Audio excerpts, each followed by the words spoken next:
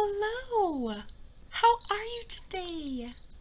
I hope you're doing so good. I have my jingle ears on. Did you hear that? My kitty cats like them too. What's that? What is that? I am going to continue to read the story about our favorite little mouse hero, Despereaux. We're going to continue reading the tale of Despereaux. If we remember, we were on chapter 18, and we had just been introduced to a new character, and his name was Roscuro. And do you know what Roscuro was, or is? He's a rat. Yeah, Roscuro is a rat. And Roscuro's friend, Botticelli, just told Roscuro, because remember, we're in the dungeon now. Botticelli is an old mouse, and he told Roscuro to go and pick on the new prisoner who was just put down there.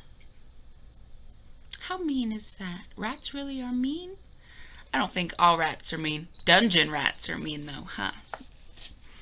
Okay, here we go. Chapter 18, Confessions.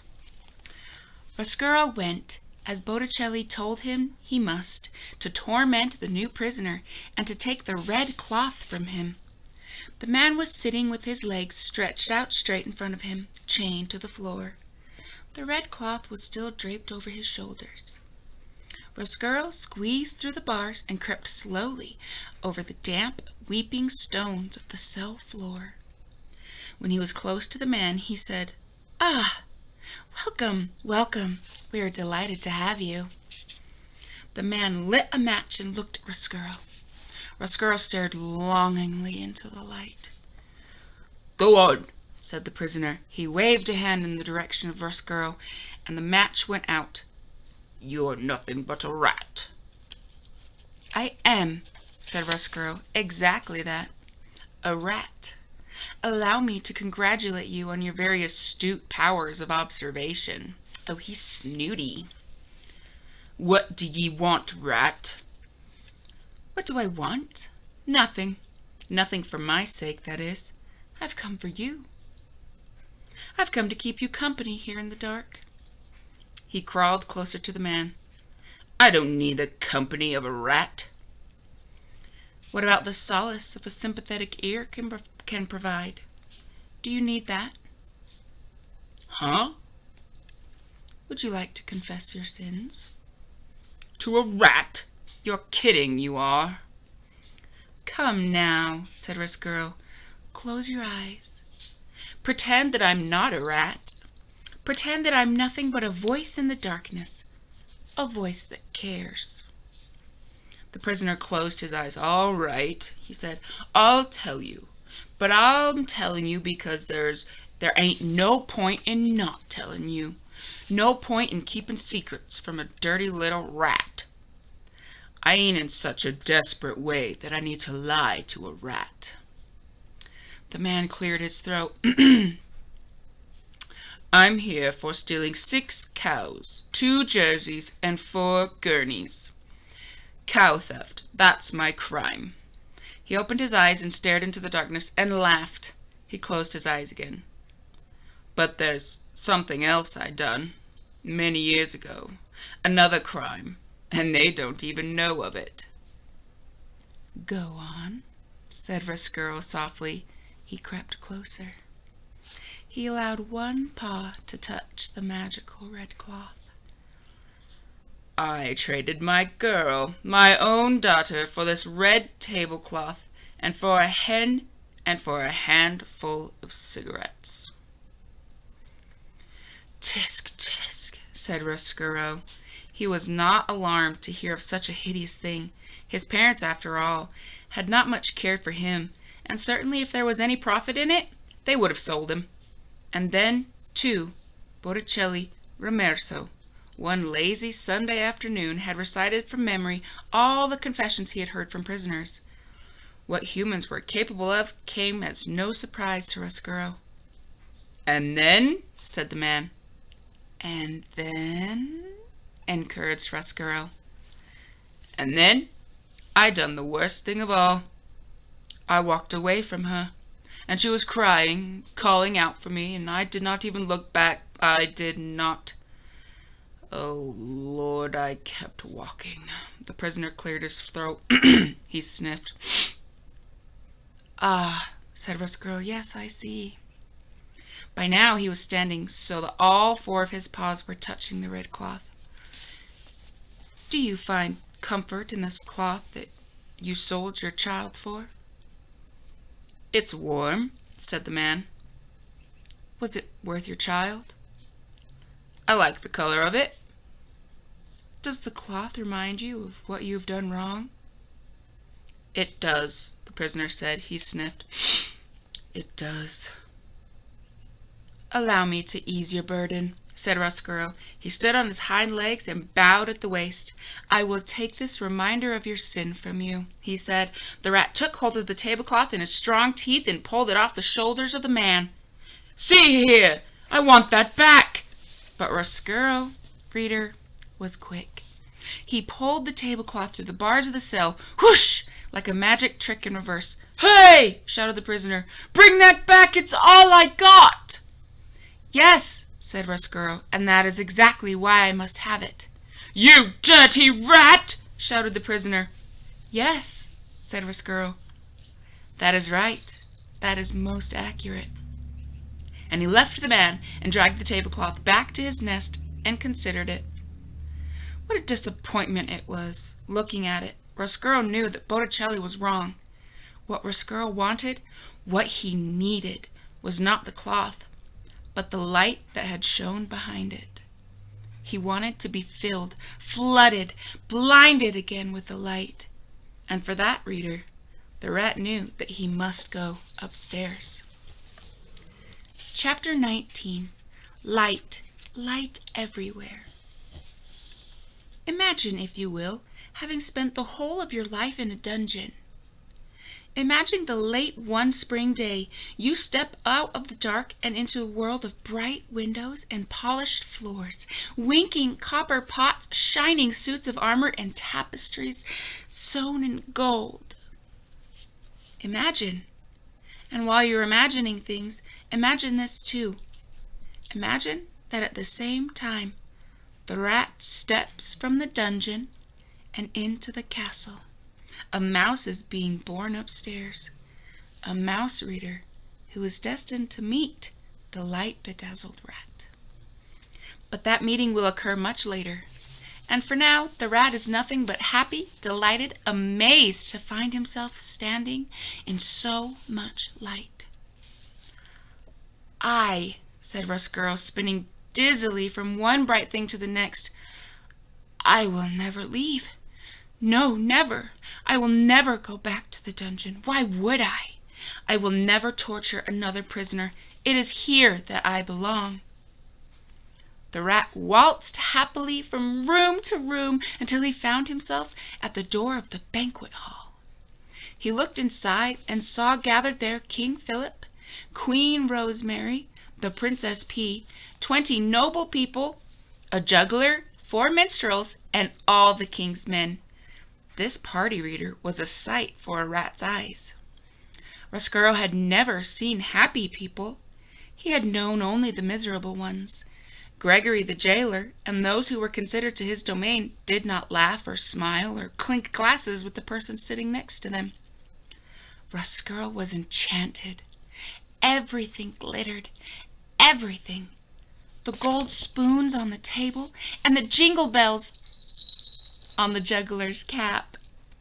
The strings on the minstrel's guitar and the crowns on the king's and queen's heads. And the little princess. How lovely she was. How much like light itself. Her gown was covered in sequins that winked and glimmered at the rat. And when she laughed, and she laughed often, everything around her seemed to glow brighter. Oh, really, said Roscuro, this is too extraordinary. This is too wonderful. I must tell Botticelli that he is wrong. Suffering is not the answer. Light, is the answer." And he made his way into the banquet hall. He lifted his tail off the ground and held it at an angle and marched in time to the music the minstrels were playing on their guitars. The rat reader invited himself to the party. I have a bad feeling. Chapter 20. A View from a Chandelier. There was in the banquet hall a most beautiful and ornate chandelier. The crystals that hung from it caught the light on the candles on the table and the light from the face of the laughing princess. They danced to the rhythm of the minstrel's music, swaying back and forth, twinkling and beckoning. What better place to view all this glory than this beauty? There was so much laughing and singing and juggling that no one noticed as Roscuro crawled up a table leg and onto the table, and from there flung himself onto the lowest branch of the chandelier. Hanging by one paw, he swung back and forth, admiring the spectacle below him, the smells of the food, the sound of the music, and the light, the light, the light! Amazing! Unbelievable! Roscuro smiled and shook his head. Unfortunately, a rat can hang from a chandelier for only so long before he is discovered. This would be true at even the loudest party. Reader, do you know who it was that spotted him? You're right. The sharp-eyed Princess P. "A rat!" she shouted. "A rat is hanging from the chandelier!" The party, as I have noted, was loud. The minstrels were strumming and singing. The people were laughing and eating. The man with the jingle cap was juggling and jingling. No one in the midst of all the merriment heard the pea. No one except for Roscuro. Rat. He had never been aware of what an ugly word it was.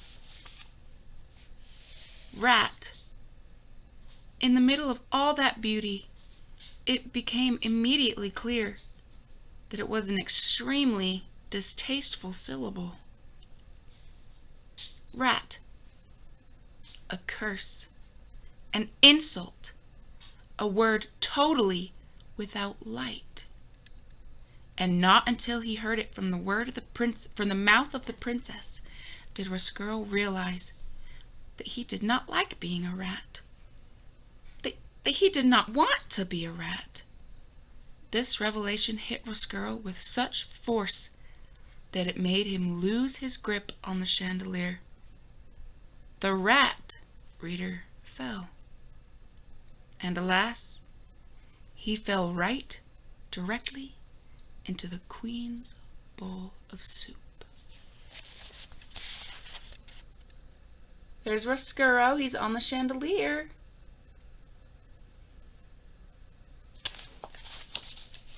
Let's see what happens. Chapter 21. The Queen's Last Words. The Queen loved soup. She loved soup more than anything in the world except for the Princess P and the King. And because the Queen loved it, soup was served in the castle for every banquet, every lunch, and every dinner. And what soup it was! Cook's love and admiration of the Queen and her palate moved the broth that she concocted from the level of mere food to a high art. On this particular day, for this particular banquet, Cook had outdone herself. The soup was a masterwork, a delicate mingling of chicken, watercress, and garlic. Roscuro, as he surfaced from the bottom of the Queen's capacious bowl, could not help but taking a few appreciative sips. "Lovely," he said, distracted but for a moment from the misery of his existence. "Delightful." "See!" shouted the pea. "See!" She stood. She pointed her finger right at Roscuro. "It is a rat! I told you that it was a rat! He was hanging from the chandelier, and now he's in Mamma's soup!"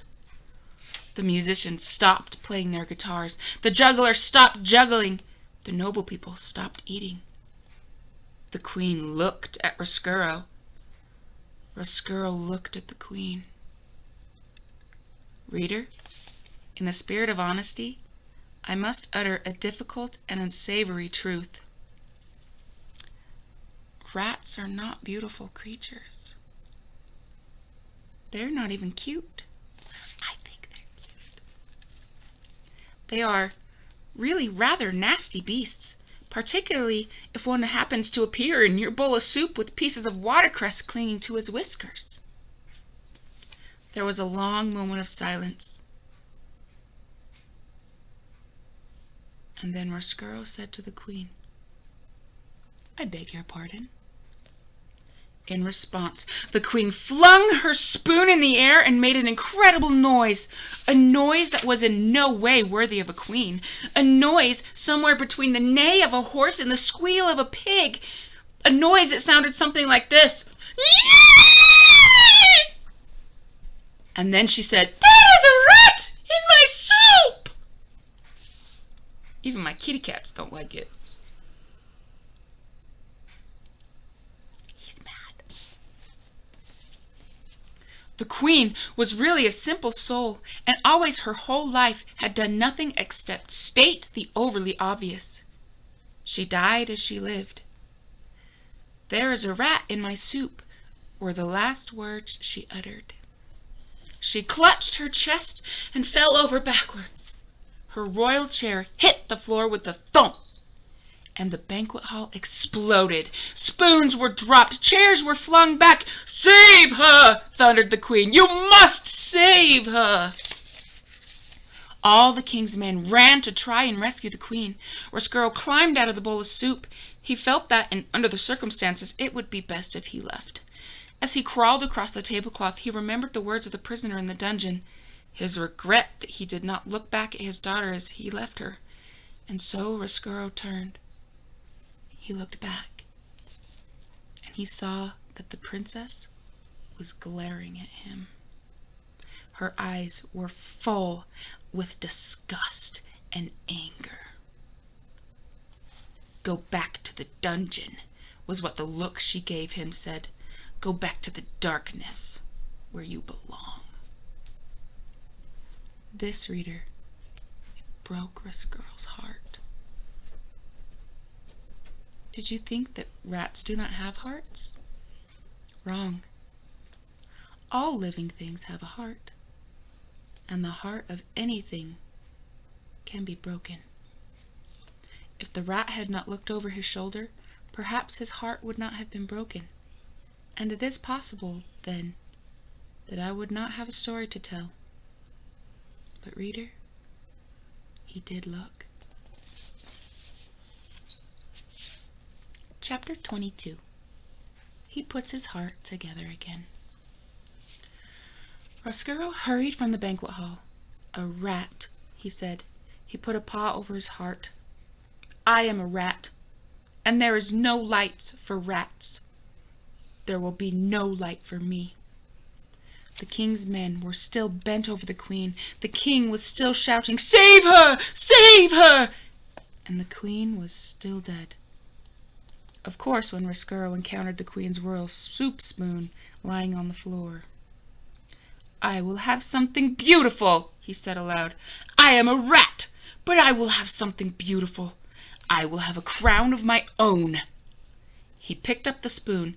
He put it on his head. There's Roscuro with the spoon on his head.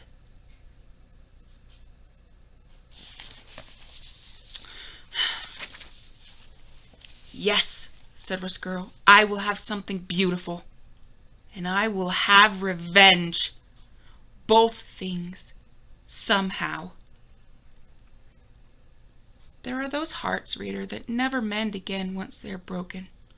Or if they do mend, they heal themselves in a crooked and a lopsided way, as if sewn together by a careless craftsman.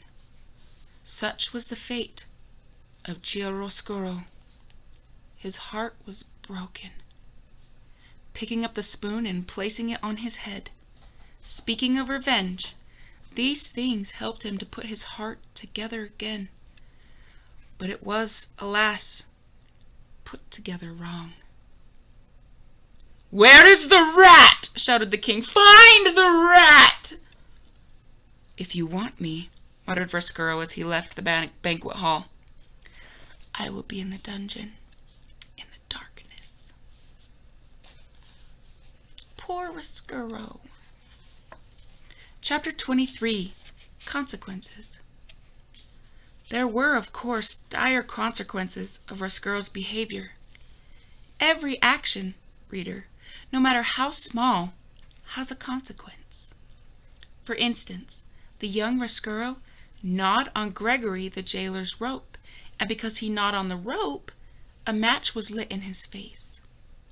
And because a match was lit in his face, his soul was set afire. The rat's soul was set afire, and because of this he journeyed upstairs seeking the light. Upstairs in the banquet hall, the Princess P spotted him and called out the word rat. And because of this, Roscuro fell into the queen's soup. And because the rat fell into the queen's soup, the queen died. You can see, can't you, how everything is related to something else? You can see quite clearly how every action has a consequence. For instance, if, reader, you will indulge me and allow me to continue this meditation on consequences, because the queen died while eating soup, the heartbroken king outlawed soup. And because soup was outlawed, so were all the instruments involved in making and eating of soup, spoons and bowls and kettles. These things were collected from all of the people of the kingdom of Dor, and they were piled in the dungeon. And because Roscuro was dazzled by the light of one match and journeyed upstairs and fell into the queen's soup, and the queen died, the king ordered the death of every rat in the land. The king's men went bravely into the dungeon to kill the rats, but the thing about killing a rat is that you must first find a rat. And if a rat does not want to be found, reader, he will not be found. The king's men succeeded only in getting lost in the dungeon's tortuous mazes. Some of them, in fact, did not ever find their way out again and died there in the dark of the castle. And so, the killing of all rats was not successful, and in desperation, King Philip declared that rats were illegal. He declared them outlaws. This, of course, was a ridiculous law, as rats are outlaws to begin with. How can you outlaw an outlaw? It is a waste of time and energy, but still the king officially decreed that all the rats in the kingdom of Dor were outlaws and should be treated as such. When you are a king, you may make as many ridiculous laws as you like. That is what being a king is all about. But reader, we must not forget that King Philip loved the queen, and that without her, he was lost. This is the danger of loving. No matter how powerful you are, no matter how many kingdoms you rule, you cannot stop those you love from dying. Making soup illegal, outlawing rats, these things soothed the poor king's heart. So we must forgive him. And what of the outlawed rats? What of one outlawed rat in particular? What of Child Roscuro? In the darkness of the dungeon, he sat in his nest with a spoon atop his head. He set to work fashioning for himself a kingly cape made out of the scrap of red tablecloth, and as he worked, old one-eared Botticelli Rimorso sat next to him, swinging his locket back and forth, saying, "You'll see what comes from a rat going upstairs. I hope that you have learned your lesson. Your job in this world is to make others suffer." "Yes," muttered Roscuro. "Yes, that is exactly what I intend to do. I will make the princess suffer for how she looked at me." And as Roscuro worked and planned, the jailer Gregory held tight to his rope and made his own way through the darkness. And in a dank cell, the prisoner, who had once had a red tablecloth and now had nothing, spent his days and nights weeping quietly. high above the dungeon, upstairs in the castle, a small mouse stood alone one evening as his brothers and sisters sniffed for crumbs. He stood with his head cocked to one side, listening to a sweet sound he did not yet have a name for. You, reader, know already some of those consequences. Because of the music, the mouse would find his way to a princess. He would fall in love.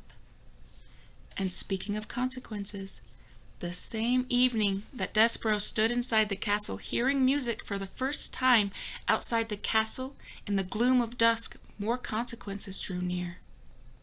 A wagon, driven by a king's soldier and piled high with spoons and bowls and kettles, was making its way to the castle. And beside the soldier, there sat a young girl, with ears that looked like nothing so much as pieces of cauliflower stuck to either side of her head. The girl's name, reader, was Midgery Sow. And though she did not yet know it, she would be instrumental in helping the rat work his revenge. That is the end of the second book. So the next time we're going to read book 3, Gore, the Tale of Midgery Sow. We'll call it Sow. Oh, thank you so much for joining me today with Story Time with Miss Sparkles. That's me. Next time, we're going to read about Midgery. Poor Midgery. And poor Roscuro. All he wanted was some light and to be part of the fun. Now he's mad and he's angry and his heart is hurting because of how the princess looked at him. But we'll get into that next time. I hope you have a wonderful day, and remember, stay brave, my little ones. Mwah!